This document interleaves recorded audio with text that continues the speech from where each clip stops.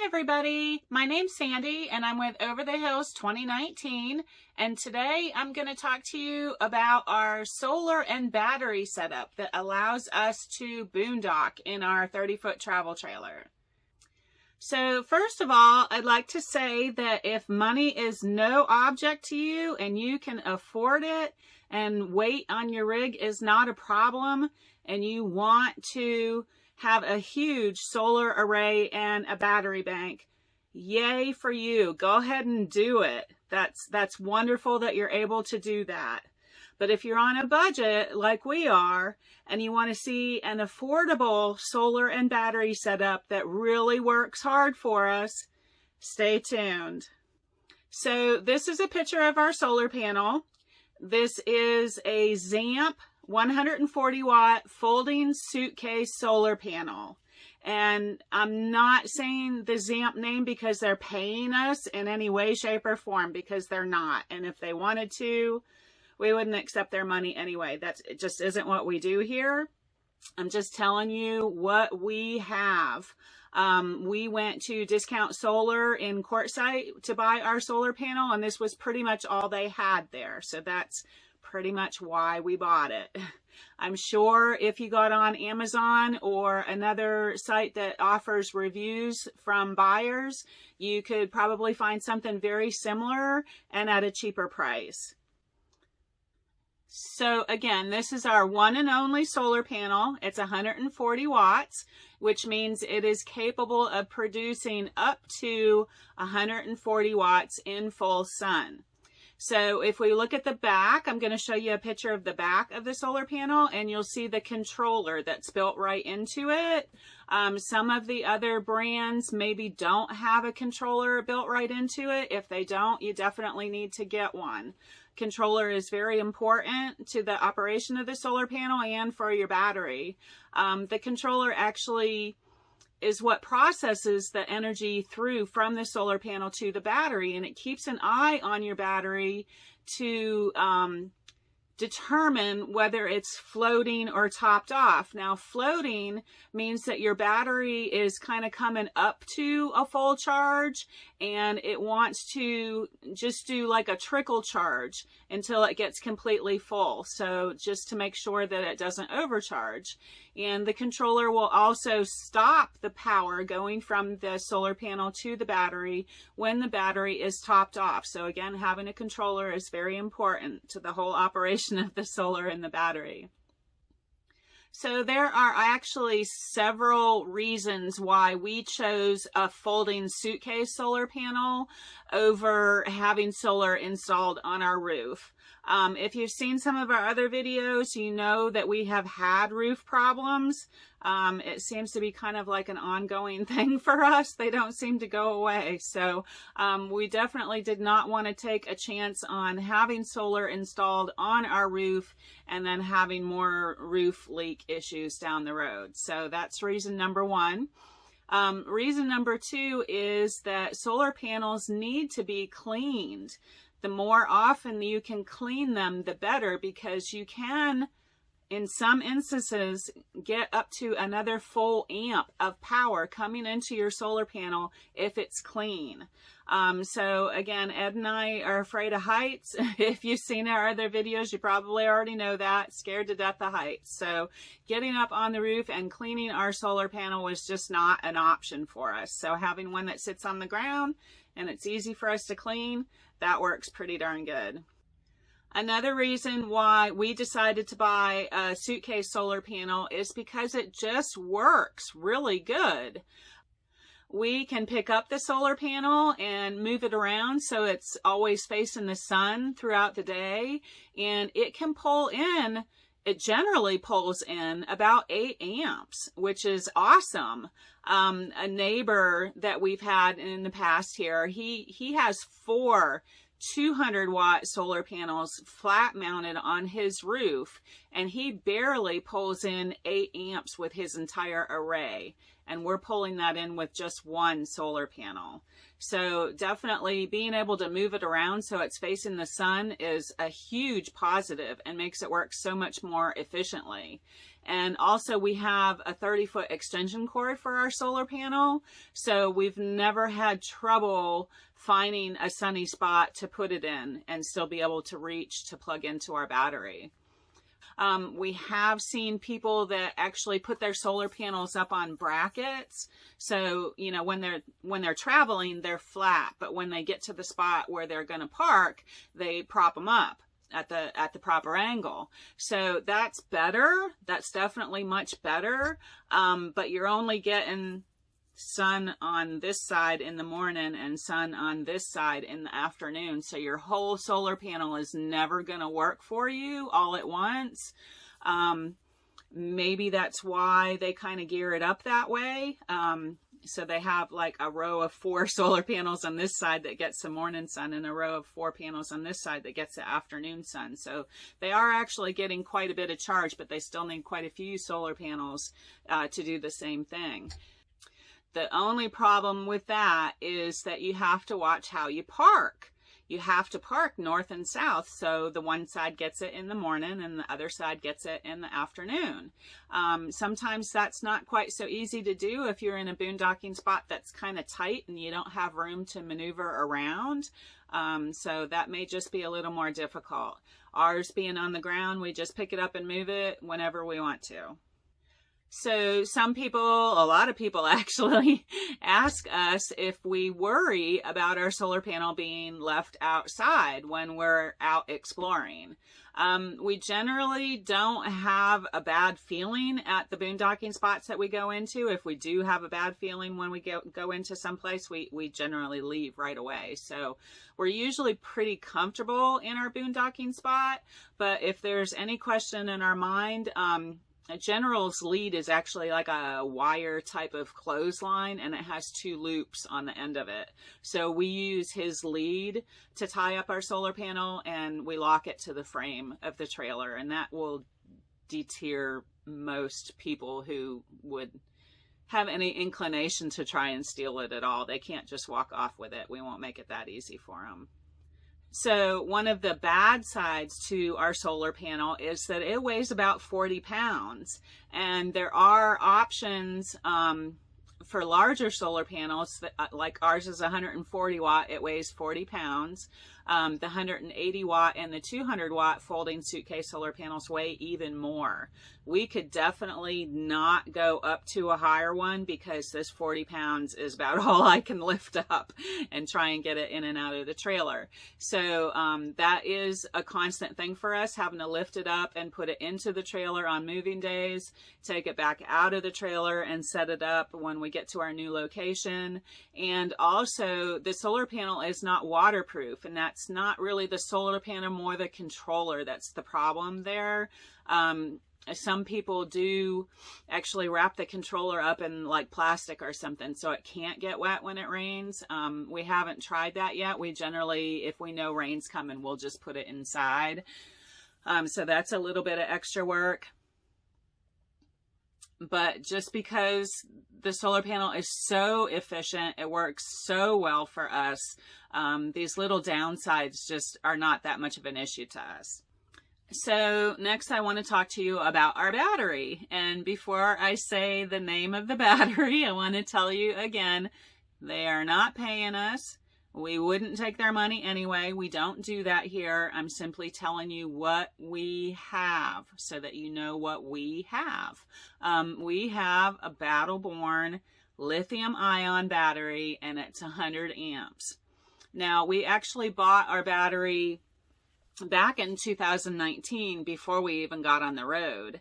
And at that time, the research that Ed was doing, Battle-Born was pretty much the only game in town. There were a few other choices of brands for batteries, but they were getting bad reviews at the time. I don't really remember what the issues were. I just do remember that they were getting bad reviews, and Ed was not gonna even try one of those other brands. So there are a lot of other brands out there now. We've actually been looking at a couple of the other brands because if we had the opportunity, we would love to trade ours in for a 200 amp battery. And some of the other brands obviously are cheaper than the Battleborn. So we would definitely consider going with another brand as long as it was getting good reviews. So are we happy with the Battleborn? Absolutely. It's been a powerhouse. It's working really great for us. If we did have any trouble, they've got an excellent warranty to fall back on. Battleborn warrants their batteries for 10 years, and they have tested and guarantee that their batteries will run 3,500 cycles to a zero discharge with no ill effects to them, and they have actually tested them up to 5,000 cycles. So it's nice to know that we've got a good quality battery. But again, if we had the opportunity to upgrade to 200 amps with a different brand, we would definitely do that. So there are actually 3 types of batteries that RVers tend to gravitate towards, and I want to go over some of the differences between those 3 types of batteries to kind of explain why we chose lithium ion over the other 2 choices. So these 3 options that are the most popular are the traditional lead acid batteries, like what you have in your car or truck. And the second option is AGM batteries, which are still lead acid, but they're sealed. And the third option is the lithium ion, which is actually what we have. So one of the differences between them is being able to store them inside. The traditional lead acid batteries put off a hydrogen sulfide gas, which is very poisonous, so they cannot be stored inside your living compartment at all. They have to be outside, not even in your basement, because your basement's not airtight. They do have to be stored outside. The AGM batteries, even though they are lead acid, they are sealed, so they can actually be stored inside in your basement or actually in your living compartment. And lithium ion doesn't have that kind of an issue at all, so you can put it wherever you want to. Okay, the next difference I want to talk about is the discharge cycles and the life expectancy of the 3 different batteries. Now, the traditional lead acid batteries can be discharged 400 to 500 times, but they can only be discharged down to 50%. So the 400 to 500 times, that's about 1.5 years. And then your battery is going to start to deteriorate and it won't hold as much a charge, and so they'll need to be replaced. The AGM batteries can be discharged about 600 times and still only down to 50%. Otherwise, you're going to risk the battery deteriorating faster and it's not going to hold a charge. So 600 discharges on the AGM battery, and that's almost 2 years. Not too bad. The lithium ion battery, like I said before, it can be discharged guaranteed 3,500 times, more likely up to 5,000 times, and it can be discharged down to 0 without any ill effects to the battery. The next difference I want to talk about is the cost of the different batteries. Traditional lead acid batteries cost around $100 to $150 a piece, and you do actually need to buy 2 of them because they can only be discharged down to 50%. You need to buy 2 of them to equal a full 100 amp hours of battery storage. The AGM batteries cost around $200 to $250 a piece, and still, because they can only be discharged to 50%, you need to buy 2 of those to have a full 100 amp hours of battery storage. Now, the lithium ion battery costs about $500 to $600 now. We paid quite a bit more for ours, but you can get a good quality one for $500 to $600, and you only need 1 of them to equal the 100 amp hours of battery storage. The next difference is the weight, and weight is a huge concern for RVers. We're only allowed to carry so much extra weight before our axles and our tires will be topped off. So weight is a big consideration. For the traditional lead acid batteries, they weigh about 39 pounds a piece. So for the 2 batteries to equal 100 amp hours of storage, you're looking at 78 pounds. The AGM batteries are really heavy. They're about 64 pounds a piece, so 128 pounds for the 2 batteries. That'll equal 100 amp hours of battery storage. Now, the lithium ion battery is the lightest of the 3 choices. It's 29 pounds, and since you only have to buy one of them, you're just looking at 29 pounds. So we have met people that do not like lithium ion batteries. They prefer one of the other choices, and they have their reasons for doing that, and we're not going to dissuade them. Everybody needs to make their own choices for what is best for them. But we have actually heard that lithium ion maybe possibly doesn't work as well in colder weather. We were in Colorado last year and got hit with a snowstorm, and it got very cold, down to 14 degrees that night and the following night, 2 nights in a row. And it did not get above freezing the day in between those 2 nights, so below freezing for more than 24 hours. And our battery actually worked very well. We did not have any problems with it discharging. We did not have any problems with it giving us the power. We did not have any problems with it accepting the power from our generator or our solar panel. So it didn't give us any issues at all. So maybe those lower temperatures are lower than 14 degrees, maybe more towards 0 degrees. We're not quite sure, but it did work for us, so that's not an issue. So our main reason for buying lithium ion is because when we first got our travel trailer, it had a traditional lead acid battery attached to it, and Ed was working on the trailer and he accidentally left something on overnight. And when he went back to the trailer in the morning, our battery was toast. He couldn't get it to charge up again. It was just totally dead.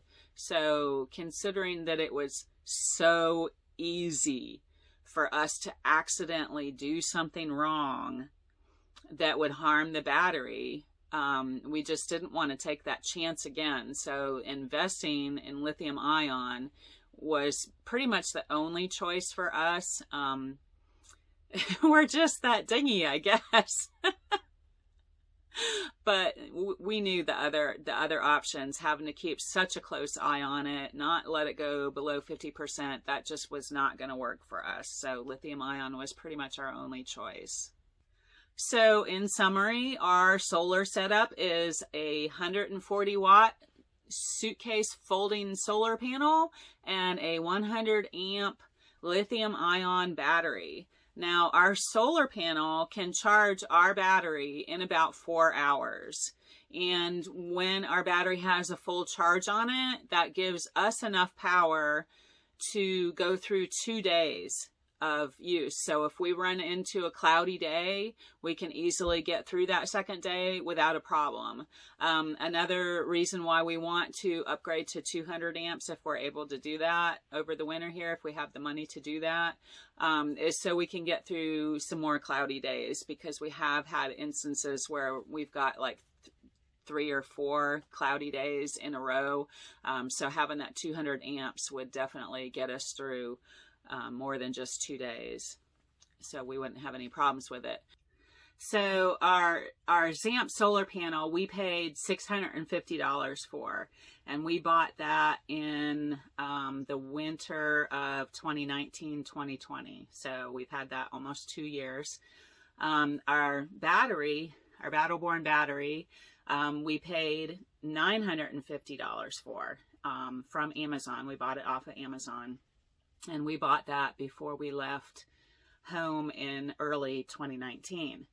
So $1,600 for the 2. So we've got the solar panel and the controller, and we have the battery and the battery monitor. There's a shunt that goes on the side of the battery that hooks up to a battery monitor, and we have an app that we've downloaded on our phones so we can keep track of the status of the battery, how much it's getting and how much it's putting out.